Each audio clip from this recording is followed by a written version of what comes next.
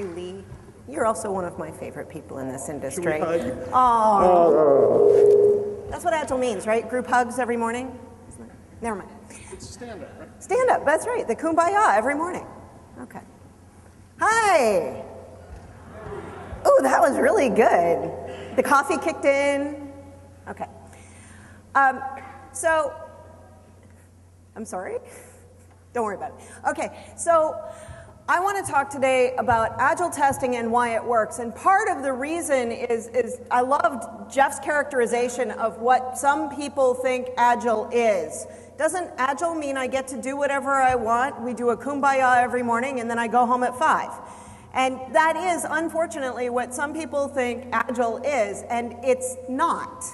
Agile projects that I see that succeed, that are actually achieving what I would call agility, are doing so because they have more rigorous practices than any other projects that I have ever worked on.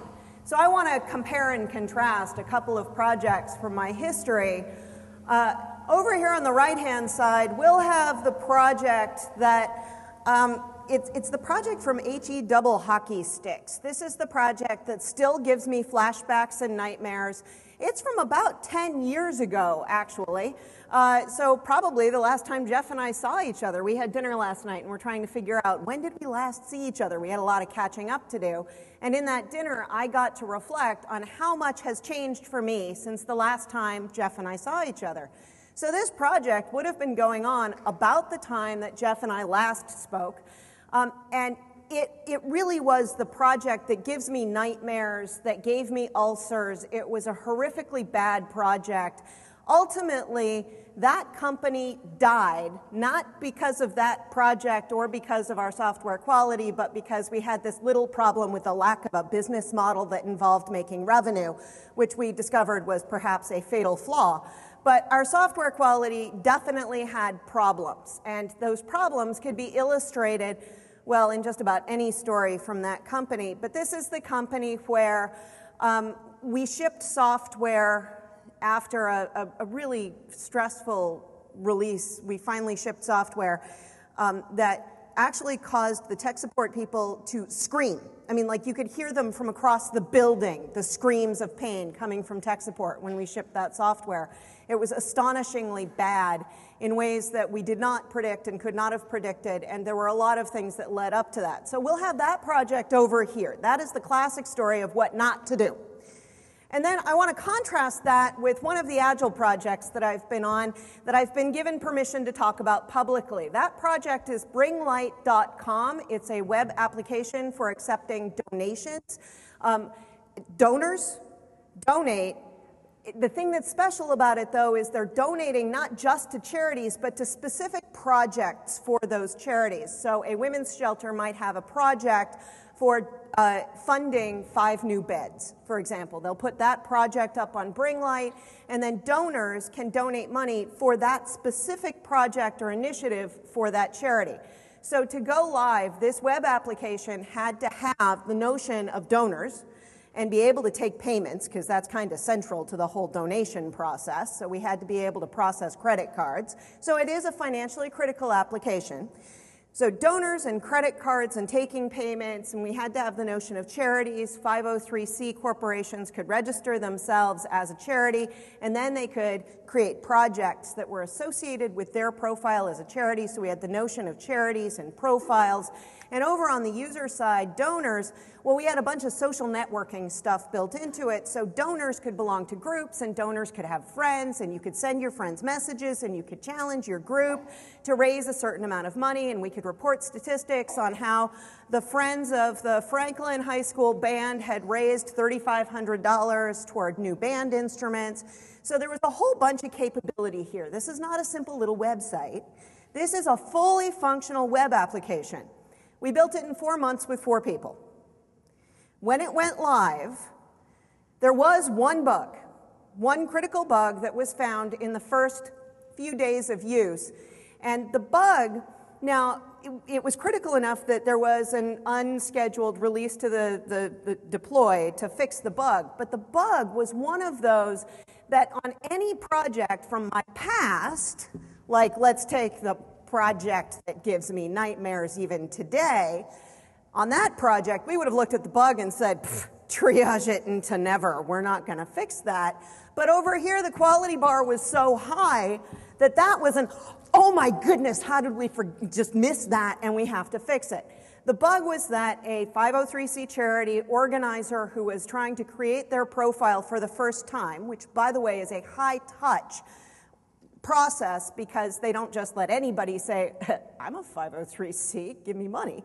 There's a whole conversation that has to happen, and paperwork gets faxed back and forth, and it's a very high-touch process to create your profile as a charity. If they had entered their URL for their charity's website without putting the http:// in front of that URL, then their data didn't get saved and they didn't get an error. Now, I will fully admit that this is one of those bugs that makes me just go, oh, why didn't I think to check that one? Oh. But when you think about the fact that there's an easy workaround, this is a high-touch process anyway. It only affects a tiny, tiny sliver percentage of the users, and it's not the core thing that makes money on the product. You can see how over in this world, that bug would have been that's a P3. We're going to fix that when the sun burns out because we've got bigger fish to fry. Under certain circumstances, we're triple billing. We've got the Visa credit card thing for 24 gazillion. We've got to fix that one. The site goes down. No, over here, our most critical bug ever was something that was just about some bad behavior if somebody entered some data wrong. Do you see the difference in quality? I found it remarkable. There's a reason I won't go back and work on projects like this anymore. I don't need the stress in my life. Right? I'm so excited to work on projects where the quality bar is so high, where everybody on the project is a tester because everybody on the project does testing activities. Everybody on the project values testing. Everybody on the project values that feedback. So I will never go back to the old days of try to bludgeon the software into submission at the end, to the old days of testing is an afterthought. It's the thing that always gets squeezed. How many of you have been on projects where all of the dates slip except the ship date? Yeah, how many of us haven't? That'll be a much smaller number. Here we're building stuff good all the way through. But the puzzle for me, the thing that I had to think about really hard was, why is that it works so well? I could see that it worked. I totally buy into the practices, into the principles, into the values, and I can see the results. But what is it about the practices? I alluded to these rigorous practices. What is it about those practices that makes this work? And so that's what this talk is about. But before we get into the practices, I want to define Agile. Actually, before I define Agile, let me go back for just a sec and pretend we didn't do that, because I want to first know how many of you are in companies that say they're doing Agile. Okay, now, how many of you are in companies that are actually Agile by my definition? I want to find that out too. See, I don't think we can define Agile in the methods. Lots of organizations say, we're Agile. Everybody is a certified Scrum Master, and we've gone Scrum. I don't think that necessarily makes us Agile. I think that it's all good, but that doesn't mean that we are Agile. Some organizations define Agile in the practices. They say, we do continuous integration, we do test-driven development, therefore we're Agile. I've been on an Agile project that failed, that did all of those things, that did not achieve agility the way that I define it. So I don't define it in terms of the practices. I've talked to people who say, well, I'm Agile because I embrace the values of the Agile Manifesto. That's great. They're good values, and it was a pivotal document. But just valuing working software over comprehensive documentation does not make us Agile. But if we look at the results of Agile teams, what we see is that Agile teams are delivering a continuous stream of value. They're delivering value at regular intervals.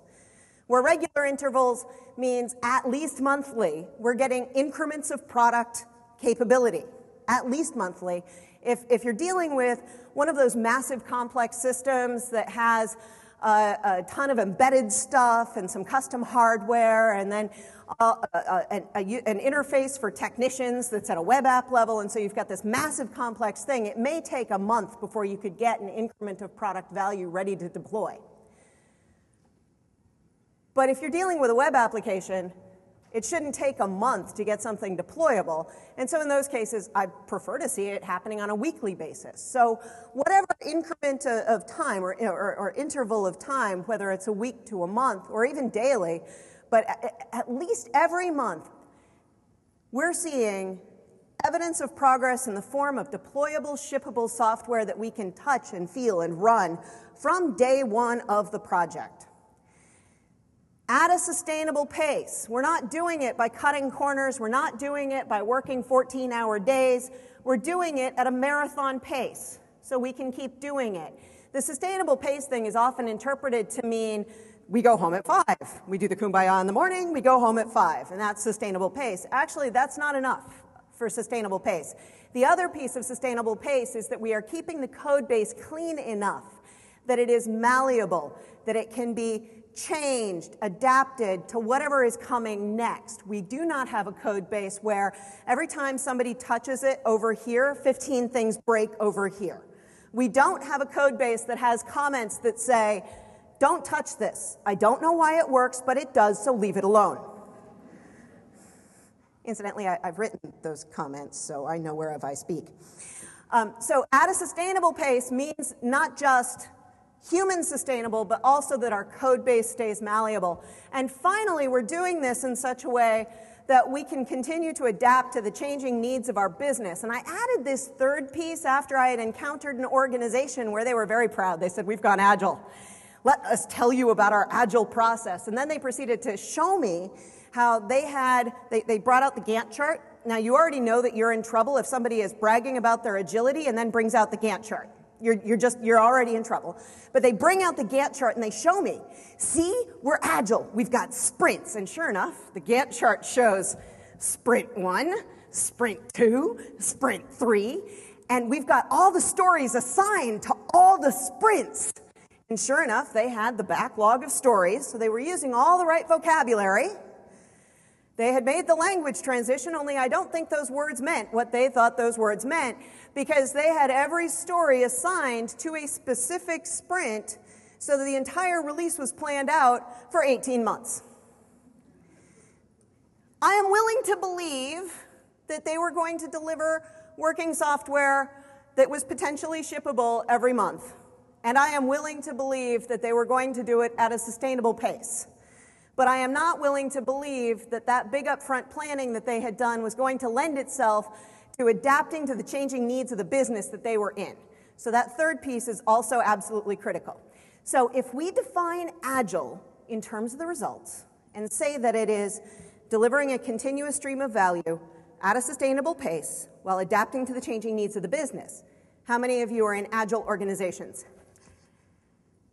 Smaller number, but congratulations to those of you who are. Yes. Okay.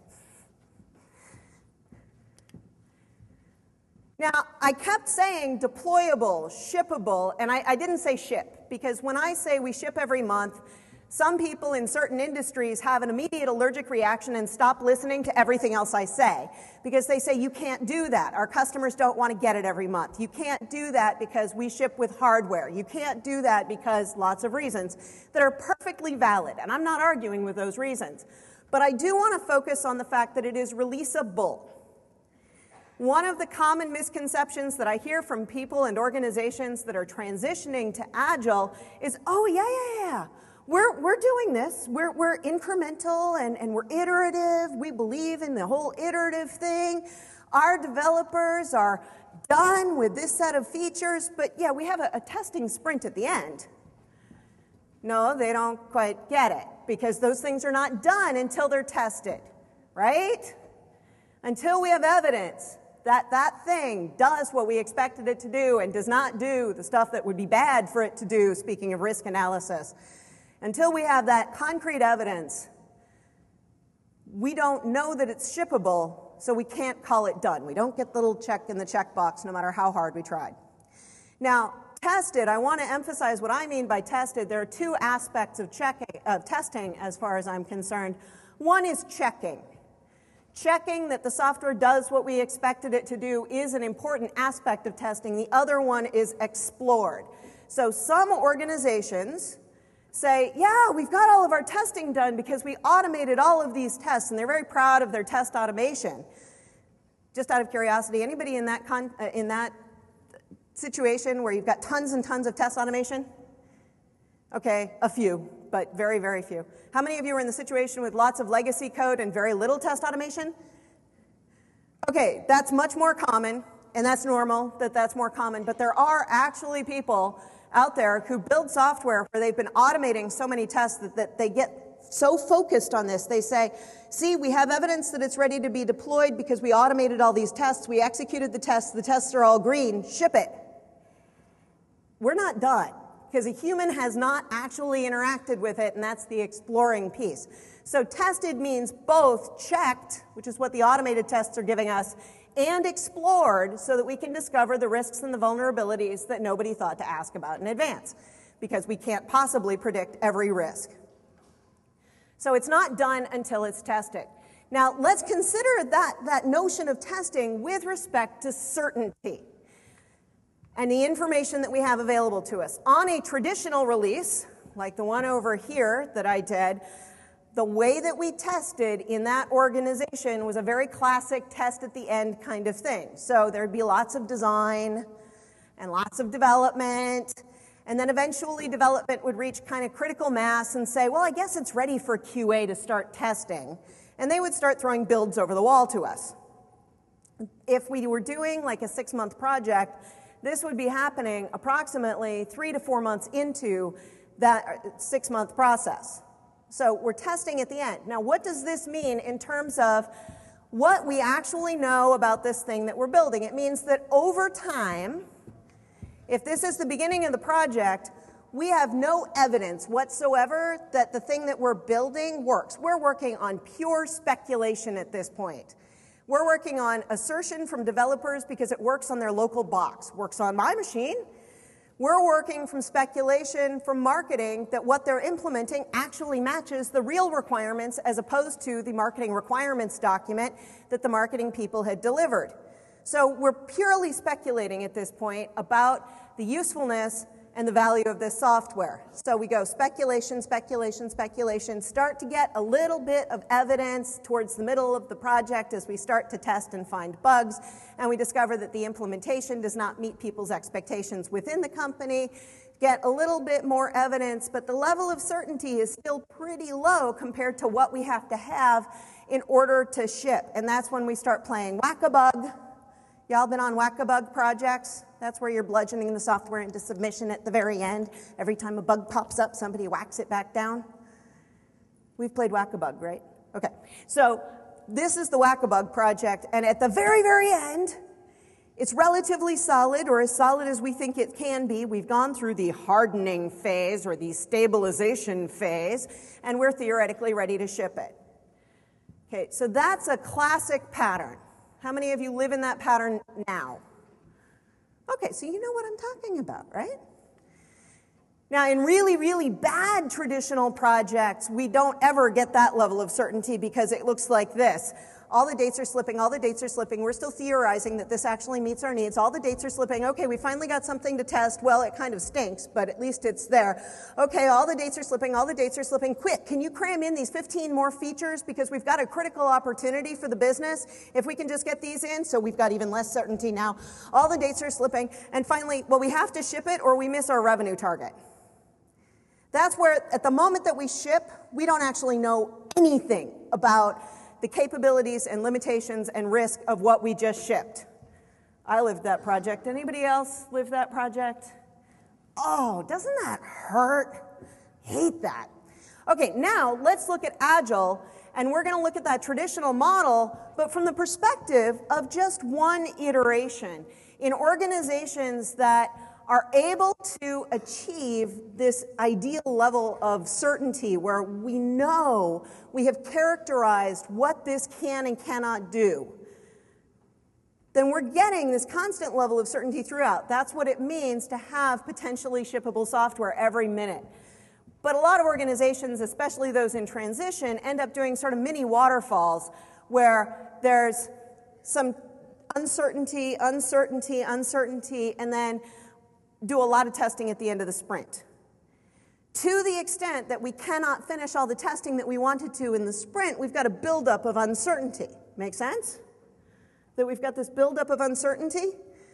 So we can see over a sequence of sprints that we would have a certain level of confidence or certainty that what we built and created actually is what we intended to do and what's going to do what our stakeholders asked for.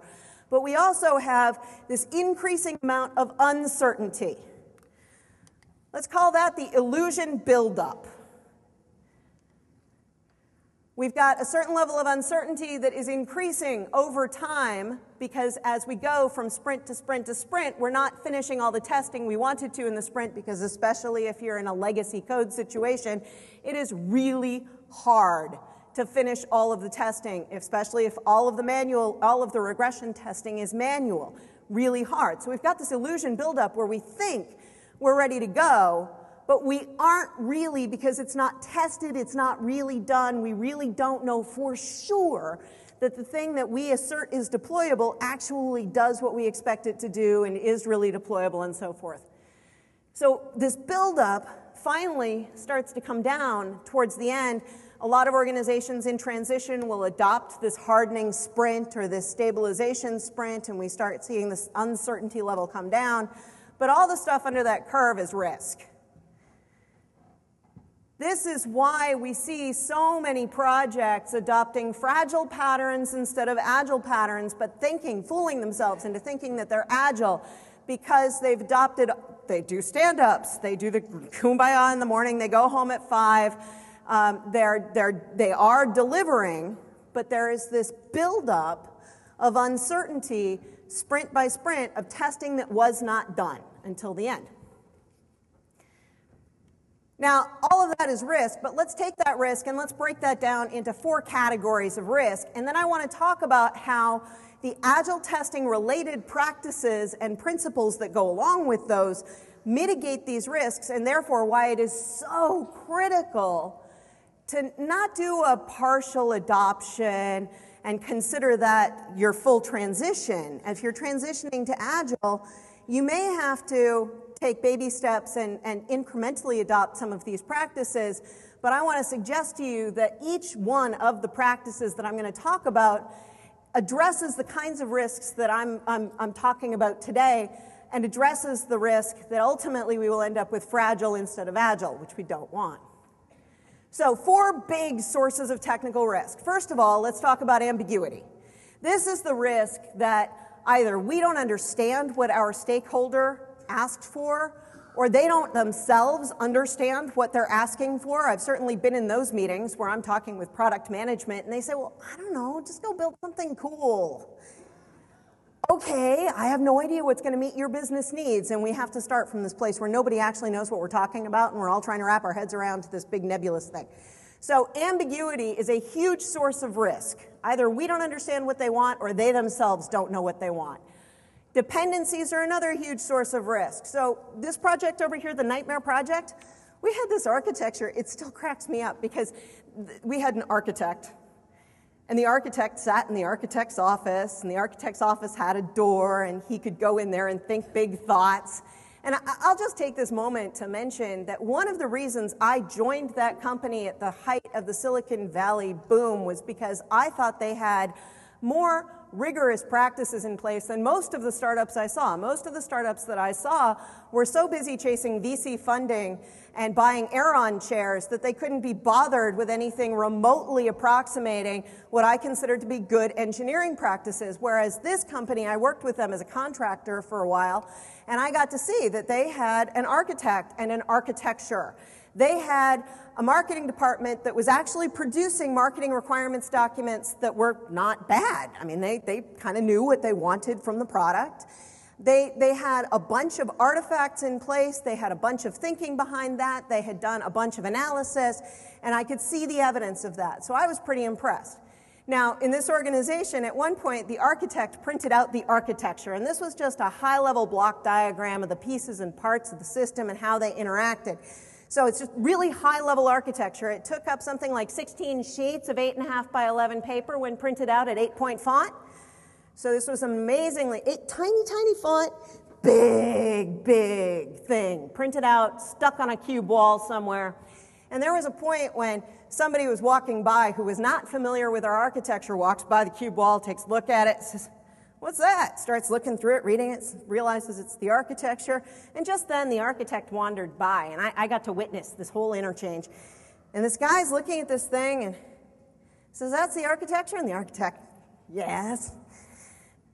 "Wow, that's Rube Goldbergian."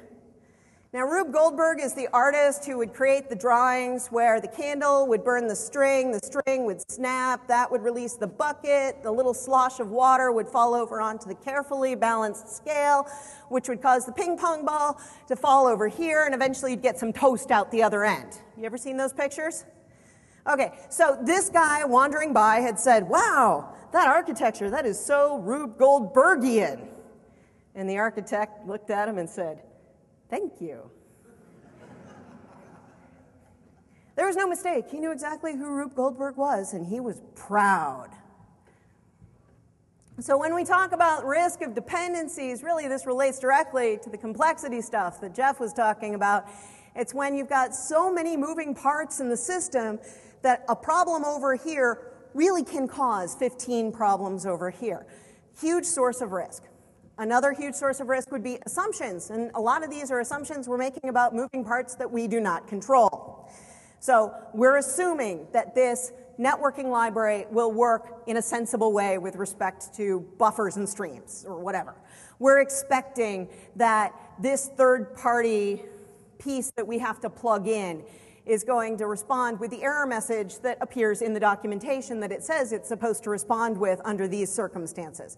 We are assuming that if it works on an iPhone, it'll work on an iPad. Whatever assumptions we're making, these assumptions are another huge source of risk. Finally, a source of risk that I see that I don't hear folks talk about quite so much is the risk of capacity.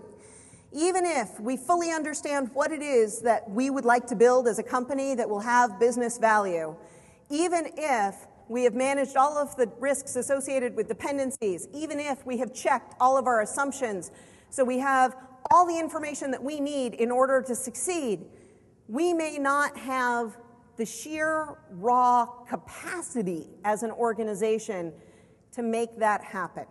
So that's a fourth huge source of risk that I see on projects.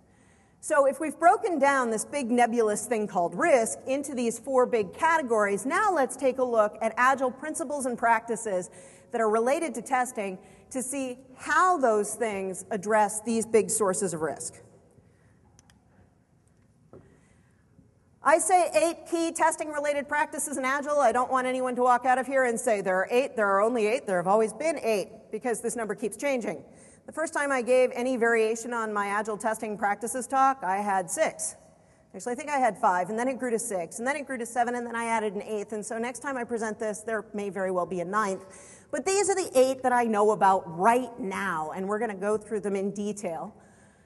The first one of those is acceptance test-driven development. In acceptance test-driven development, the word test there is actually kind of unfortunate because this isn't testing. Instead, this is all about requirements, and this gets at what Jeff was talking about with getting involved early, with the testers getting involved early in requirements. But here, what we're doing with acceptance test-driven development, it's a very simple concept. We're beginning with the end in mind.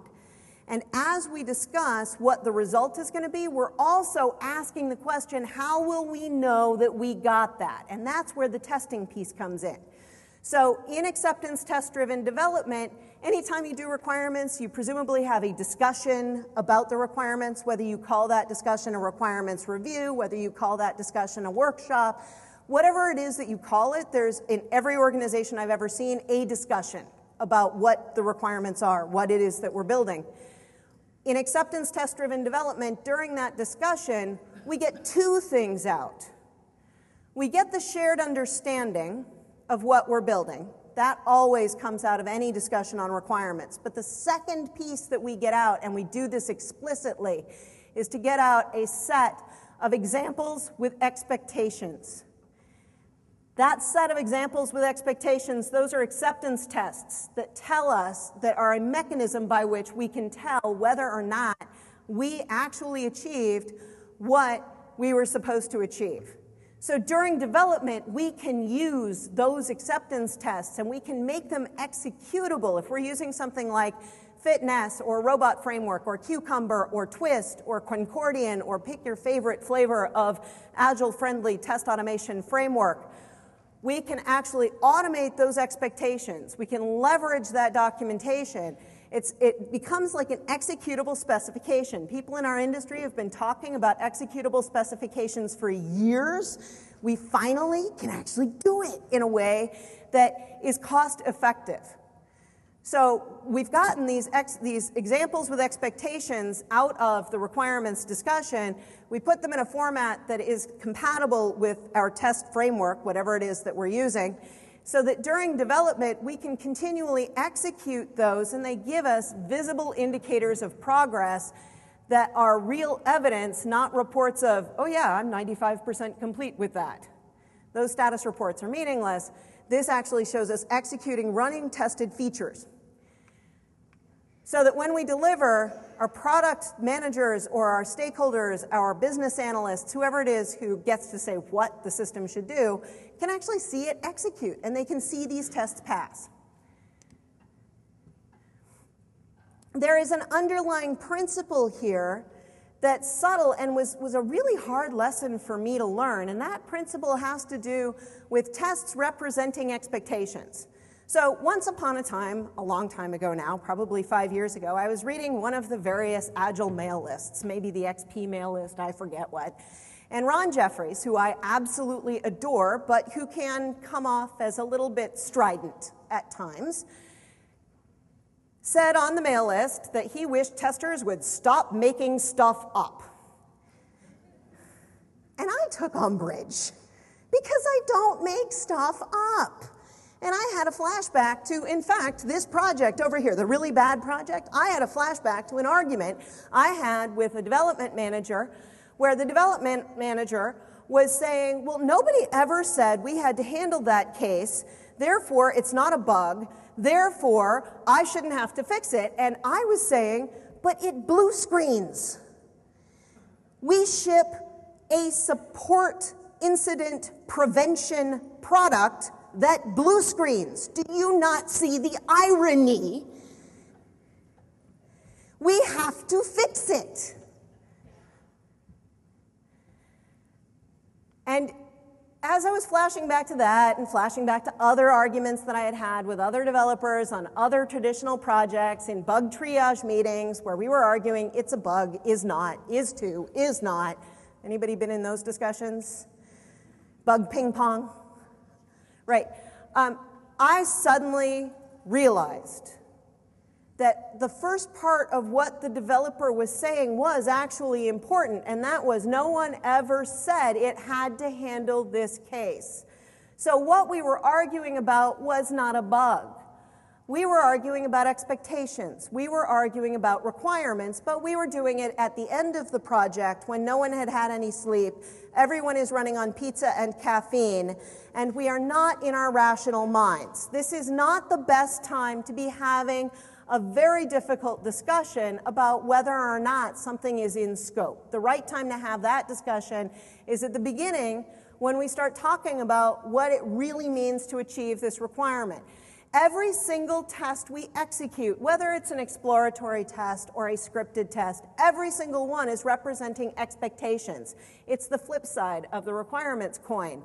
And so I suddenly could see how, from Ron Jeffries' point, testers were making stuff up. Testers kept moving the bar, and he kept thinking he only had to do this much.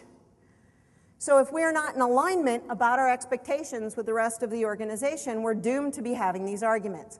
So this was a really hard thing for me to learn, but once I learned it, it made so much sense. Now, what test-driven practices, and ATDD is one of the two test-driven practices we'll talk about, The test-driven practices have to do with articulating expectations in advance. So we're saying what we expect to be true. We're beginning with the end in mind. And this allows us to be explicit about the details that allows us to drive ambiguity out and drive it out early. The other thing that ATDD does for us is allow us to leverage documentation. So I love Jeff's story about how the auditor came in and said, look at this documentation, this is great, what wonderful process created this documentation? Well, Agile. What?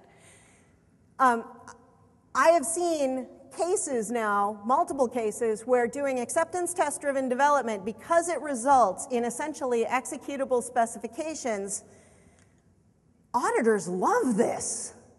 Because not only are you saying what the software will do, you have an automated mechanism to demonstrate that the software does that. They're not just having to look at documents that assert things about reality. Those documents are leveraged. So from a documentation standpoint, this is even better than playing the artifact traceability game. You know, that's the one where you've got the requirements repository over here and then the requirements repository.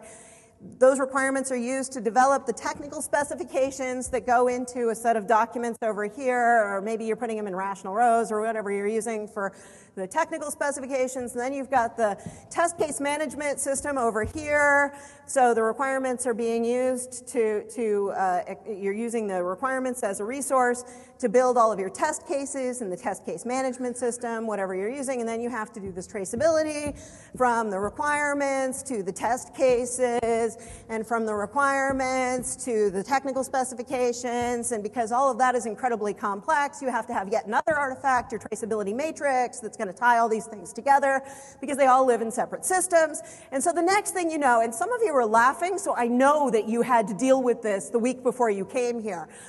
So the next thing you know, somebody wants to make a change, and now they're making a change in the requirement over here, which means that all the testers have to run over here and make all of the changes in the test case repository, but they don't know what to change without relying on the traceability matrix over here. But wait, nobody updated that. Okay, quick, update the traceability matrix so that then we can update all of the test cases, and oh, by the way, all of the specifications need to change. Is there any wonder that our documentation is always out of date?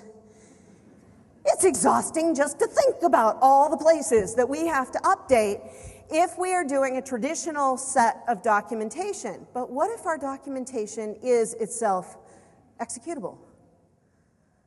Oh yeah, I didn't even mention the test automation, which is in this separate repository over here and not versioned with the source control because, well, they don't give us access to that. So we've got it on shared drive E. So now if we have to make a change in the requirements, we figure out which tests are affected from the traceability matrix. We update the test specification, but then the test specification has to be reflected in the automation. I'm exhausted. When we leverage documentation for multiple purposes, we eliminate the need to run around like chickens with our heads cut off to update all of these documents that incidentally we never ship and that do not directly add to the business value of the software. This is why the Agile Manifesto says working software over comprehensive documentation, not in retaliation, but because it makes so much more sense. I've been on projects where I spent more time in Excel than testing the product I was supposed to be testing. I found more, on one project, I almost found more bugs in Excel, and I've never worked for Microsoft in any capacity, than in the software I was supposed to be testing. So we want to reduce the test documentation overhead, and this is a way to do it. Practice that's related to ATDD but is slightly different, and that is system-level regression that is automated, because if we're relying on manual regression, those feedback cycles, they take too long. So the automated system-level regression, this is the stuff that's business-facing, that expresses expectations about the externally visible or externally verifiable behavior of the system, not the interaction of the bits and parts in between, but the externally visible stuff. These things, if these system-level regression tests are not automated, then we have a problem with our feedback latency. On a traditional project, like the one that over here that still gives me nightmares, it was very typical for a programmer to check in code related to a change, to check that code in say, where we were at the end of April, and they wouldn't start seeing any feedback from the system level perspective until, oh, say, August. So they check in code, and there's a 3-month latency before they get any feedback whatsoever about how well that change met the needs of the business. That's a massive amount of feedback latency. One of the principles in Agile is that we need to reduce that feedback latency to the point where on truly Agile projects, the most Agile projects that I've been on, that feedback latency is reduced to, from the time that I, as a programmer, because I'm both a tester and a developer, so from the time that I check in code to the time that I have evidence that that code does or does not do what I intended, that could be measured in like minutes to maybe an hour and a half. That's a far cry from 6 weeks, right? Now, there's a lot of things that make that possible, but automated regression is one of the key pieces that make that possible. So now let's talk about the other form of test-driven that people talk about, and that's test-driven development.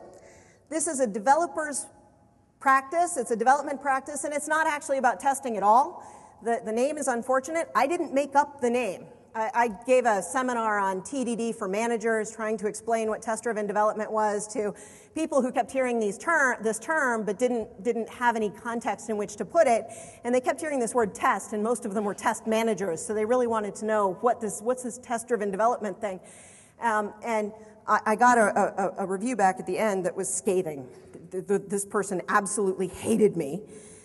Because I had named it test-driven development, and she had expected, therefore, to be told how she could drive the developers. Because that's what TDD means, right? So she was very upset and felt very strongly that I should have named it something else. And I didn't name it. I didn't invent it. I kind of wish I had, because it's an awesomely cool practice, but the word test in there is really unfortunate. This is, again, about articulating expectations, but they're not business-facing expectations. These are code-facing expectations. And the kinds of expectations we're talking about is, if I pass this method associated with this class a null value, I expect to get back an error raised, or I expect to get back this error code. It's stuff no user is actually going to see, but it expresses very important expectations about the behavior of the internal guts of the code. We express those expectations in advance. So again, we're beginning with the end in mind as a developer. We express them in advance, and we execute those. We express them in the form of unit tests. Those unit tests are typically written in an XUnit style framework like JUnit or NUnit, or pick your favorite flavor of unit testing framework, or in a behavior-driven development framework like JSpec or JBehave or whatever. So pick your favorite flavor of unit testing framework, but they're expressed in code because they're about code. As opposed to the business-facing, they're expressed in English or in a natural language. I know a team working in Chinese, and they express their expectations in Chinese, and the test framework supports that. So, but coming back to the test-driven piece, we're expressing expectations about the code in code. We execute that code. We see those tests fail, or that test fail. We're only working one test at a time. We see that test fail because we have done nothing to make it true yet. If it passes and is green, we do not say as developers, oh joy, less work for us. It's already green, moving on. That's not the right answer. The right answer is, wow, what is so wrong with my test that it turns green and passes, even if I have done nothing to make that work? So this is how we're testing our tests as developers. So we watch it turn red, we write the code to make it green, and then we refactor. The refactoring is another key piece of this. We refactor and re-execute the tests and make sure they're still green. This is what test-driven development is, and at its core, it's not about testing, it's about design. It's about deciding what to expect from the code before we implement it. So this is really a design practice, just like acceptance test-driven development is really a requirements practice. But they are test-related. If we're doing TDD, then we are automatically getting automated unit tests, which we can then use in continuous integration, which I'll get to in a minute there, continuous integration. So if we're doing acceptance test-driven development, we're getting automated system tests, system regression tests. If we're doing test-driven development, we're getting automated unit tests. If we've got all of this automated test goodness, we can hook those into the continuous integration system so that with every single check-in, we are getting feedback on the extent to which the new system with the new changes, and the changes are very small, but with each subsequent change, each incremental change, the extent to which that system meets the expectations, both business-facing and code-facing. You see how that level of certainty is going up? So with every single check-in, we have a certain level of confidence that the system is still doing what we expected it to do, that we have not introduced unexpected errors. Now, coming back to this practice that I'm not sure I've named right, but I haven't come up with a better name for it, developers practice collective code ownership. I think we as testers have to practice collective test ownership with the whole team. And so what that means is that if we have a set of test-related stuff, whether they're automated tests or test ideas, that we're sharing them with the whole team, and the whole team participates in keeping those up to date. In order to do that, we have to put them into a repository or a place that everyone can access. So what that means is that if we have a test management solution that only the testers are allowed to get at, that's Agile hostile. It's team hostile, and it's business value hostile. I take tremendous exception to the idea that we have our test repository and it's ours. And we might let you review our tests, but we own them and you cannot touch them. The tests are technical artifacts, and therefore they belong versioned with the source code. So I believe that there really should only be at most 3 repositories of information for any project. Those 3 are, at the core, the source control system, which has all of the technical artifacts. And technical artifacts will include configuration files, they will include automated tests, they include everything that from a technical perspective you need in order to be able to test and deploy this system, including the system itself. We also have a story repository. This is going to be your story tracking system or your cards on the wall, whatever it is that you use for stories. That's a second repository, and your test ideas or exploratory charters would belong there. And then the third repository that most teams ultimately find they need is something like a wiki or a shared document source of some kind where you can put the higher level stuff that's kind of overarching, that doesn't attach itself to any one story, but is really more of the general how things are organized or the general architecture kind of stuff would go up on a wiki, or general tips for how you do certain things in the system or whatever. But those are really the only 3 repositories, information repositories, that I expect to see. If you have more information repositories, there are too many places to look. Lots of organizations view their email server as another information repository. I don't recommend that at all either. You can't find anything in there. So part of what that means is that if I, as a developer, am going to make a change that I know is going to affect a test, I can change the test.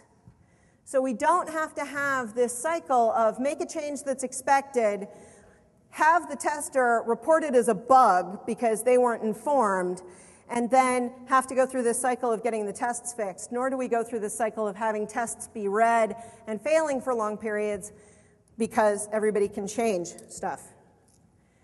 Speaking of which, I'm checking my watch because I realize that we're time boxed and I'd like to be done. There is a principle here with continuous integration that I want to get to, and that has to do with when the build goes red, we stop the line. This is what it means to have 0 tolerance for bugs. If a previously passing expectation suddenly starts failing, we don't go into a bug triage meeting to decide whether or not we're going to fix it. We just fix it. If it's so huge and hairy that it's going to derail everything else to fix it, we might talk about the impact and how it was that it happened that we got this huge hairy bug in the first place, because those things generally should not be happening, and we should be raising that in the retrospective. But the norm is if the build goes red, somebody stops what they're doing to get it back to green. So it's okay if the build goes red. We don't have to be so scared about checking something in that we don't get anything done. But when the build goes red, it's feedback that's crucial, and we act on it immediately. So if we're practicing this like we were on Bring Light, we end up in a situation where we can't use defect density stuff to assess readiness to ship because there aren't enough defects to count. We didn't have a separate bug tracking system on that project because we didn't need it. We just fixed bugs whenever we found them. Now, related to that, fixing bugs whenever we found them is the exploratory testing piece, because there were times that I, as an exploratory tester, would go in and mess with stuff and find bugs that nobody thought about in terms of requirements. It just wasn't considered, like cross-site scripting stuff. I found a bunch of cross-site scripting errors, and it was so cute. I was sitting next to a developer who's a little young, but really, really super wicked smart. But he was sufficiently young that he hadn't experienced the evil side of the internet. And he was such a nice person and an optimist. When I showed him a cross-site scripting bug where I could cause somebody else's account to execute JavaScript that I had written on my account, he looked at it and said, "But why would anyone ever do that?" It's really cute. So we do have to do the exploratory testing, and we may find stuff in exploratory testing that we would consider a bug, and that in a traditional process we would log as a bug. But here's the thing, if it was not a previously discussed and prioritized expectation, it's not a bug, it's a new story. It may be a new story that really ought to be addressed before shipping, but that's up to the product owner to decide, because it's a business decision. So we had the discussion with the product owner, hey, cross-site scripting vulnerability. And the product owner turned about 17 shades of white and gray and said, wow, really glad you noticed that. Yeah, that's the next story on the stack. Let's fix that next and prioritize that really high. But it's a story, not a bug. So the key thing here, though, that I want to just make sure I've hammered home is that exploratory testing is an absolutely essential key practice in Agile. It's not an optional thing. It's not a play around at the keyboard if you have time thing. It's absolutely essential because we've got all of this other automation to support the regression testing. That means that we testers, we get to do the fun and interesting stuff. You know manual scripted testing where you're going, click this button, verify this, fill in this value in this field, I hate my job. I had to do manual regression testing on a mobile device. Oh, my eyes were bleeding. I wanted to take a fork and just put myself out of my misery because I was having to do, click this button on a mobile device. I mean, I have small hands and my fingers were too big for this thing.